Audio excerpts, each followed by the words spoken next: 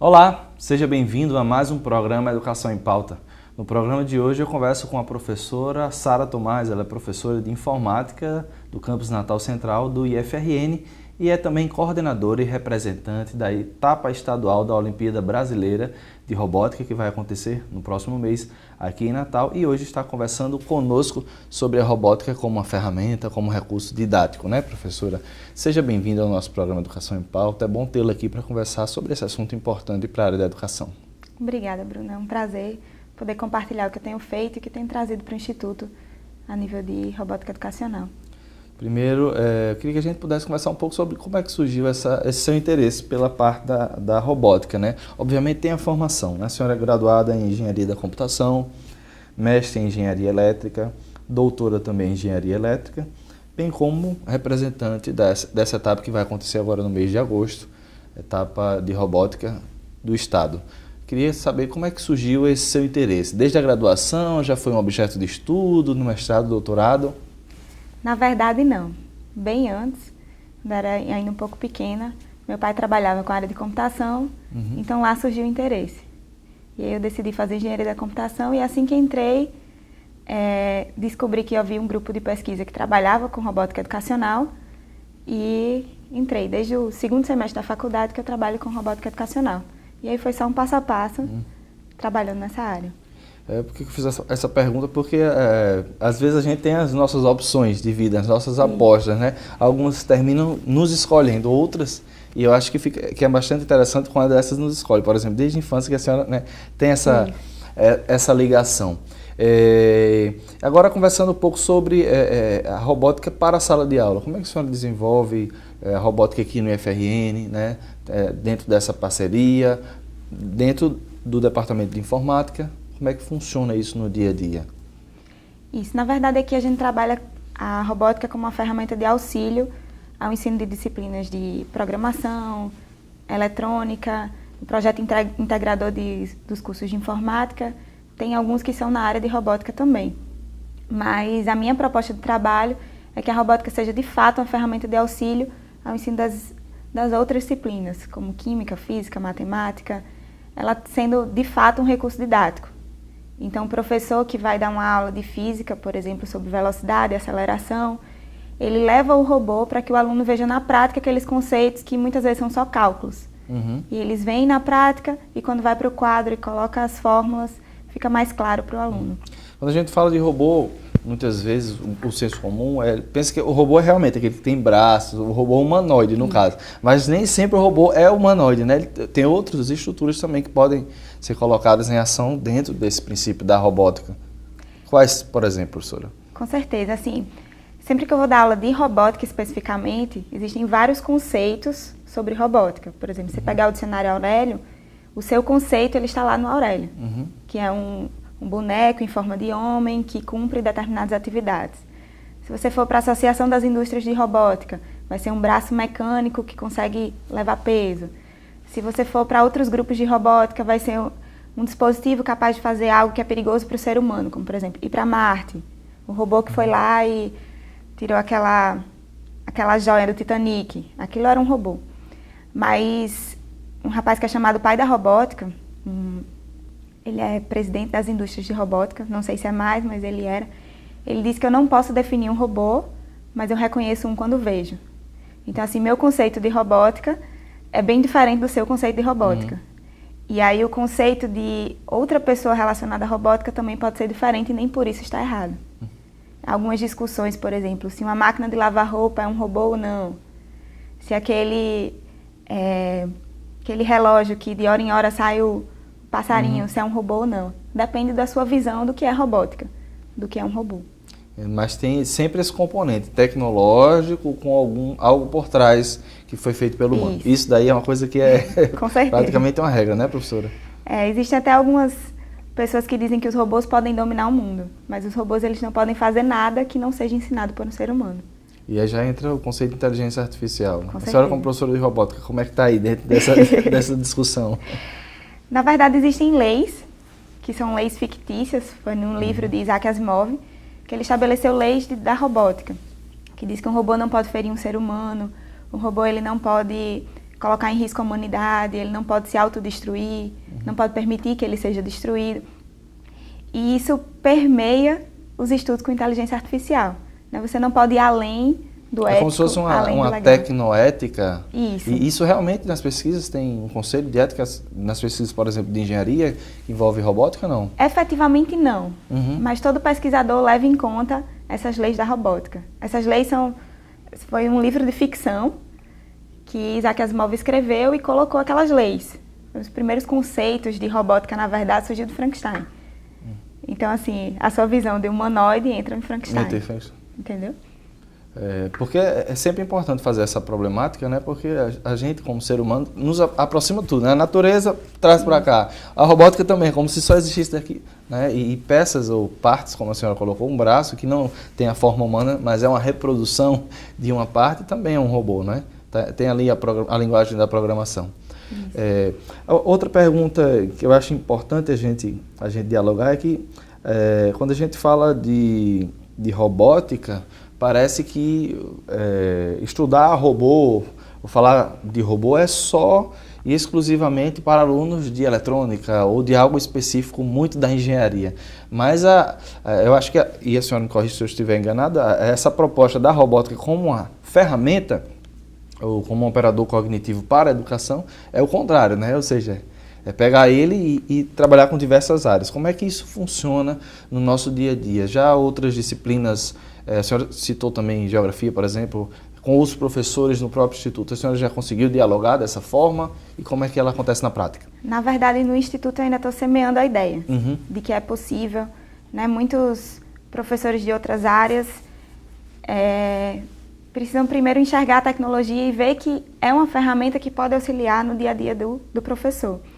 Mas, por exemplo, esse exemplo que eu dei da física, de aceleração, velocidade, essa aula especificamente que eu mencionei não foi uma aula que foi aplicada com alunos do ensino médio. Foi uma aula que, mais ou menos uns 4 anos atrás, eu mesmo ministrei para alunos de 4 anos. Então, eles não sabem o que é velocidade, eles não sabem o que é aceleração, mas eles sabem qual é a melhor base para o robô para ele ser mais rápido, qual é a melhor base para o robô para ele andar subindo uma montanha, andando na grama, andando numa superfície lisa. Então, assim, é possível levar robótica. Né? É possível que aquele aluno, os conceitos eles são passados de forma muito simples. Na verdade, o fundamento da aula não é a robótica. Ela é o recurso, né? Ela é só o recurso. Nesse caso, é muito curioso. Quer dizer, crianças que ainda não tiveram introdução à física, né? Consequentemente, menos ainda aos cálculos né, da velocidade média, da aceleração, mas que uma experiência, digamos assim, quase que inata de observação vai fazer com que... Né, eu acho que a ciência tem esse desafio, né, professora? De talvez demonstrar para nós, pensando da atmosfera do aluno, é que a ciência é a decifração da nossa vida. Só que às vezes a gente faz só no relatório, no cálculo, e é esse mesmo objetivo da robótica vinculada com a educação que a senhora tem? É justamente que você entenda o processo. Entenda, por exemplo, muitos professores utilizam a robótica para ensinar puramente eletrônica. Mas até mesmo na eletrônica, a robótica faz com que você entenda o que está por trás, entenda como acontece. Né? Não seja só um cálculo, um desenho de um circuito que faz um LED piscar, por exemplo. Agora você vai controlar, você vai ver aquilo funcionando através da robótica. Na robótica tem também uma questão de digamos assim, de um direcionamento, né? De saber, eu quero que esse robô ele faça essa função para isso. Quase que uma causa-consequência. Tem isso na educação, acho que é o principal também? Parte do princípio, né? Geralmente as aulas que eu ministro de robótica começa primeiro a parte teórica, e aí a teoria é a teoria do que você quer passar em sala de aula. Por exemplo, se for biologia, sistema circulatório. Primeiro ensina sobre o sistema circulatório, e aí como é que eu represento isso através de um robô, através de um dispositivo robótico. E eles vão montar um robô com aquele objetivo. Mas eles só conseguem montar o robô com aquele objetivo se eles entenderam o princípio, se entenderam como é que funciona o sistema. E aí poderia citar também, quem sabe, a gente vai lembrando de filmes, né? Inevitavelmente quando fala dessa questão. Mas que hoje, na prática, e o mercado vende estruturas robóticas para inclusão de próteses, Com certeza. de coisas no dia a dia, né? Essa problemática, digamos assim, de quase que uma discussão social do robô, ela também é colocada para esses alunos, mais para o ensino médio, por exemplo, os cursos técnicos, porque, de qualquer maneira, essas discussões sobre meio que apocalíptica ou integrada, de que a tecnologia é a salvação ou é o desastre, né? Termina girando em torno também dela no nosso cotidiano. Com certeza, mas a mesma problemática que entra na robótica entra na computação também. Uhum. Né? Muitos dos meus alunos, eles acham que o computador é inteligente e o computador sabe fazer todas as coisas. Ele não sabe. Você tem uma ferramenta que pode fazer muitas coisas, mas ele só consegue fazer se você ensiná-lo a fazer. A linguagem de programação é o homem ensinando o computador a fazer isso. E aí, da mesma forma como um homem pode pegar uma arma e cometer um crime, um homem pode pegar um robô e promover a destruição, alguma coisa. Por exemplo, você pode criar um robô para hackear, não é isso também? Pode. Também está dentro desse mesmo princípio, existe, né? O mesmo princípio. Professor, mais voltada para a área da pesquisa, não é? Quais são os projetos? Obviamente deve ser vários, ou não vou pedir para a senhora citar nomes, mas assim, em quais áreas a gente tem essas pesquisas voltadas para a área da robótica aqui no IFRN, obviamente a partir da sua perspectiva? Eu tenho trabalhado com pesquisa e extensão, né? Porque se eu acredito na robótica como uma ferramenta educacional, eu preciso levar ela não pode ficar entre quatro paredes. Uhum. Então, a nível de extensão, a gente tem trabalhado capacitando professores de ensino fundamental mesmo, levando a inclusão digital através da robótica.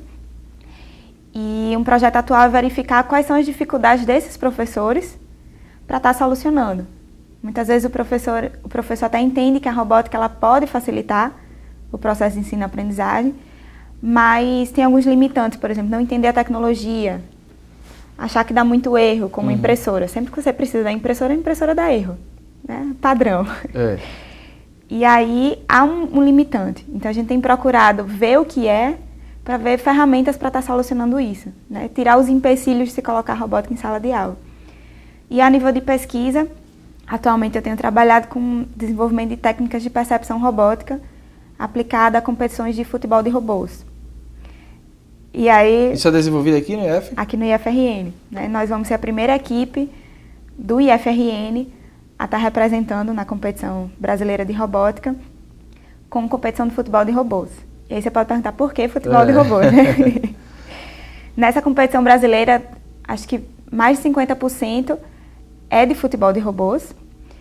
E por quê? Não é porque é uma paixão nacional, uma paixão mundial o futebol, mas porque as competências que são necessárias para o futebol de robôs, as competências que são necessárias também para o jogo de futebol, é o que se quer no robô. Você quer agora que um robô trabalhe em grupo, que um robô ele tenha estratégia, que um robô ele possa se defender, que ele... Eu pensei que seria mais da ordem, digamos assim, da performance, de ter uma perna, que tenha maior agilidade, uma movimentação, mas não, já é um senso maior de coletivo, senso maior. Coletividade, né? E a proposta é que, se eu não me engano, 2050, que a seleção campeã mundial de futebol de robôs possa competir com a campeã mundial de futebol. De futebol, poxa, Estamos bem longe. É um grau de ficção, quase... Estamos bem longe, mas as competições, elas estão aí para isso. E não é uma competição que eu vou lá para ganhar. É uma competição que eu vou para disseminar o conhecimento. Todo mundo tem que escrever artigo, dizer como fez, qual é a sua estratégia, o que você tem feito, para que no próximo ano eu possa olhar para os outros e tentar fazer algo melhor. Mas tem um apelo, digamos assim, midiático com isso, né, professora? Porque assim, obviamente eu não sou da área da informática, mas sempre que a imprensa ouve falar de competições de informática, são todos mais desafios, né? Até brigas, ou não. Isso é meio um mito, digamos assim, quando a gente fala de desafios entre computadores. Existe guerra de robôs, destruição de robôs, mas o que se trabalha mais a nível de pesquisa, e é um consenso de professores, pesquisadores na área de robótica, que a gente trabalha com o futebol, é algo para disseminação do conhecimento. Não é para guerra, não é para destruição. É disseminar o conhecimento. Também disseminar a violência. Com certeza. Ok, professor, a gente vai fazer um breve intervalo. Você de casa não saia daí, logo mais a gente volta com mais um bloco do programa Educação em Pauta. Até já.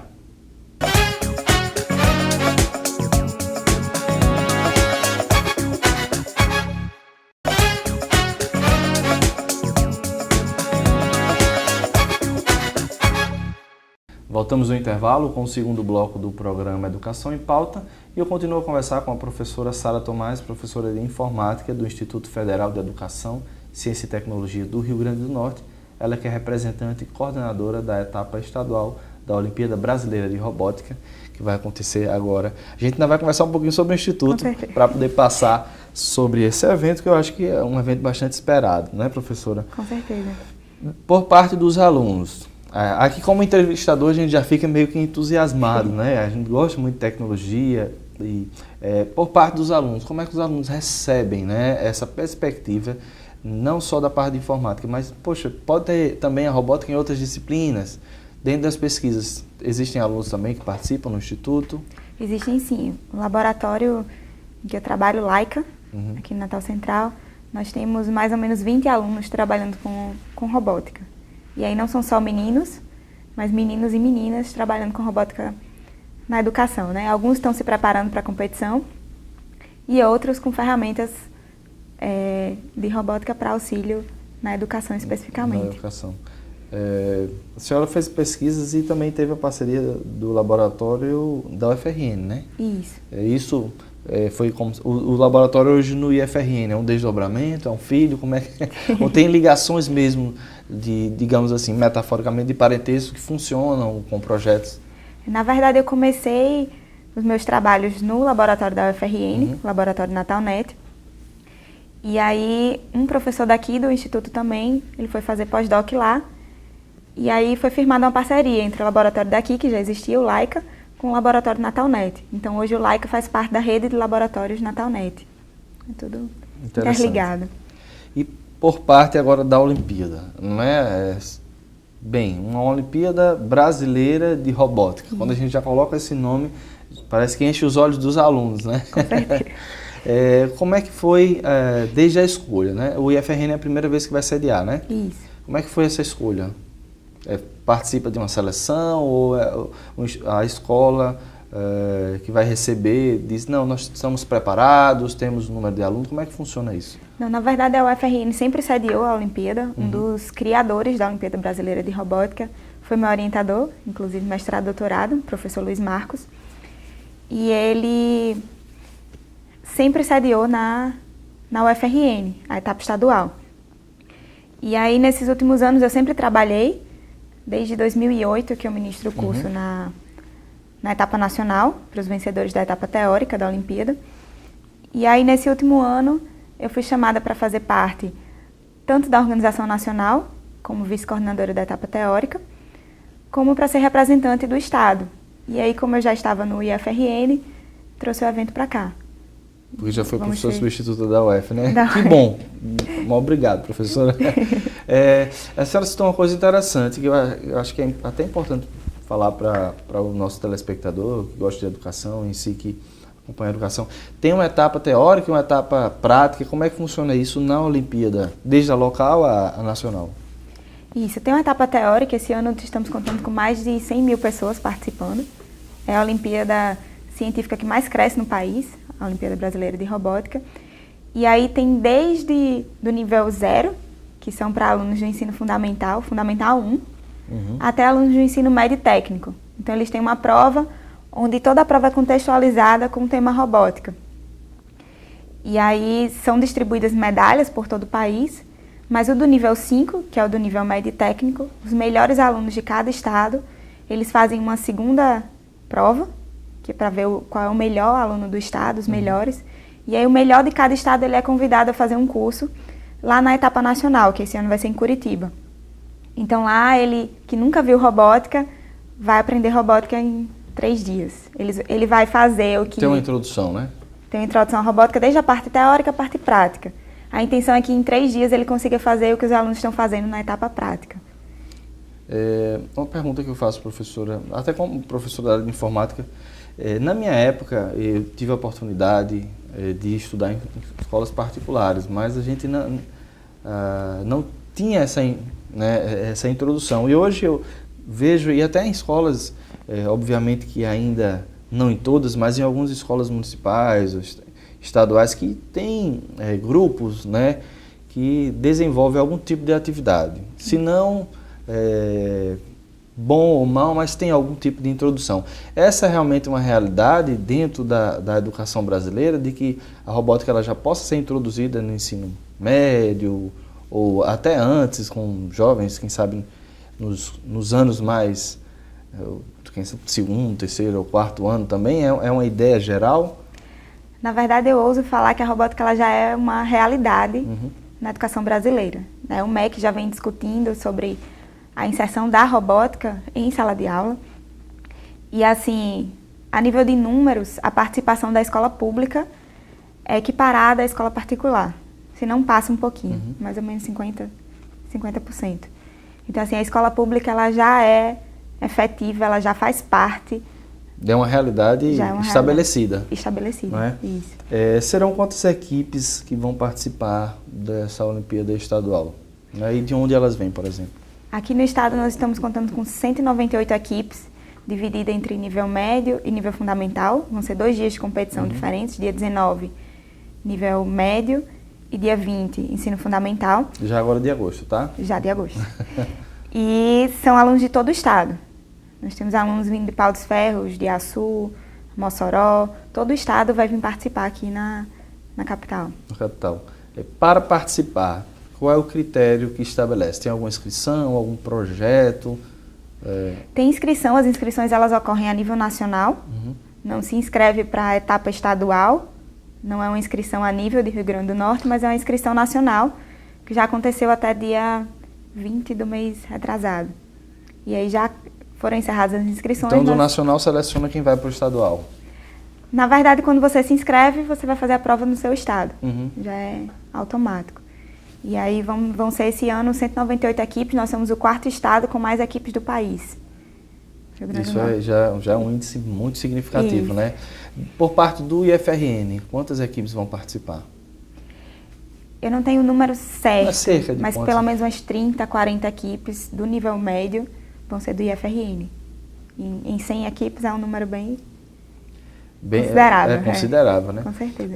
Por parte da infraestrutura do campus, né? E a gente fica pensando, uma Olimpíada Estadual, como é que vai funcionar? Vai funcionar nas quadras? Como é que está essa organização? Tem uma parte também em sala de aula, auditório? Não, vão funcionar nas 3 quadras do IF, do Campus Natal Central. Uma quadra vai ser só área de treino, vão ser 100 equipes por dia. Aquecimento, né? O aquecimento. Em outra quadra vai ser a competição específica e a gente teve apoio do IFRN, temos alguns patrocinadores e vamos ter toda uma estrutura para estar recebendo. Além disso, nos 2 dias de evento vai ter a Mostra Regional de Robótica, com o selo da Mostra Nacional de Robótica, vai ser a primeira vez efetiva que vai acontecer aqui, também credenciado por um evento nacional, onde também pesquisadores e alunos de todo o estado vão estar trazendo trabalhos para estar apresentando. Inclusive, até o dia 25 de julho, as inscrições ainda estão abertas para estar trazendo trabalho para a mostra. Professora, além do caráter da educação, né, sobretudo uma Olimpíada como essa, está em primeiro lugar. Mas tem algum diálogo, quem sabe, com a resolução de problemas ou algo que seja, digamos assim, mercadológico do ponto de vista... ok, eu vou fazer esse tipo de equipamento, esse tipo de robô para o desafio, para a solução de problemas, mas eu já tenho um viés mercadológico para vender para um cliente, algo desse tipo, ou ainda estão mais a caráter da educação e do desafio? Na verdade, é mais a caráter da educação, mas é um desafio real. Hoje em dia, nós já temos robôs que trabalham vão desarmar bombas, por exemplo. Já é uma realidade na polícia, existem alguns robôs para isso. E aí, na competição, é uma simulação de um desastre, onde o robô ele deve andar por um ambiente onde ele não conhece todo o local. Ele deve desviar de obstáculos, seguir uma linha preta e resgatar uma vítima. O sucesso da competição é que o competidor, o robô dele, consiga resgatar a vítima. Então, esse é o principal desafio? O principal desafio. Todas as Olimpíadas têm esse caráter ou a cada Olimpíada a gente tem uma ideia geral que precisa ser desempenhada, como essa, por exemplo, do desafio da vítima? Isso. Na Olimpíada Brasileira de Robótica, o primeiro desafio foi sumô de robôs. E aí, há alguns anos, migrou para o resgate e, por enquanto, vai continuar sendo resgate. Vem da RoboCup, que é a Organização Mundial de Robótica. E o vencedor brasileiro, ele vai para o Mundial também. E quais são as próximas etapas aí para essa execução dessa Olimpíada? Muita organização, muitos alunos vão participar? Muita organização, nós estamos captando voluntários para estar ajudando alunos, professores de ensino médio, técnico, superior. E esperamos que o evento de fato seja um sucesso, né? Estamos com toda uma programação, toda uma equipe trabalhando para isso. Vai ter uma competição também a nível superior, o pessoal da UFRN vai estar vindo competir aqui também, para estar mostrando o que se faz quando você sai do ensino médio, você vai para a universidade, você consegue continuar trabalhando com robótica. Uma pergunta que talvez não tenha tanta ligação, mas eu vou fazer. Tem alguma espécie de Olimpíada só das engenharias? E, por exemplo, esses alunos que estão hoje desenvolvendo algum tipo de atividade na área da robótica possam ser selecionados para projetos em universidades ou coisa do tipo? Na verdade, não. Mas aqui, por exemplo, vai ter a mostra de robótica, tem a competição superior. Então, vão ter professores e pesquisadores que vão estar vendo o desempenho dos alunos. Então, é uma porta. Já é uma porta para... muitos alunos que saem do... Um orientador, especialização, mestrado. Pois é, muitos alunos que saem do ensino fundamental, do ensino médio, trabalhando com robótica, entram na faculdade, eles já vêm com essa bagagem de eu já trabalhei com robótica. Né? Muitos alunos, costuma falar que muitas vezes eles superam seus próprios professores na competição. Quem quiser ver um pouco, pesquisar sobre no Instituto, sabe um aluno, eu vou entrar no Instituto, não sei ainda o curso qual é que eu vou fazer, onde é que ele pode, tem alguma página de acesso às pesquisas do laboratório? Tem a página do Laika, laika.ifrn.edu.br, que tem todos os projetos que o laboratório em que hoje eu estou inserida vem desenvolvendo. E aí são diversos tipos de projetos na área de robótica, domótica e algumas... Por aí vai, né? Por aí vai. Ok, professora, agradeço a entrevista de hoje, né, desse assunto interessante e faço votos que nos outros anos também a gente possa voltar a entrevistá-la sobre o tema Olimpíada Regional, né? Ou quem sabe algum prêmio por aí. Com certeza. Certo? Muito obrigado. Obrigada. E você de casa, muito obrigado pela sua audiência. A gente termina aqui mais um programa Educação em Pauta e se vê na próxima semana o nosso programa, que é exibido todos os sábados às 10 horas da manhã, com reapresentação também aos domingos no mesmo horário aqui na TV Câmara.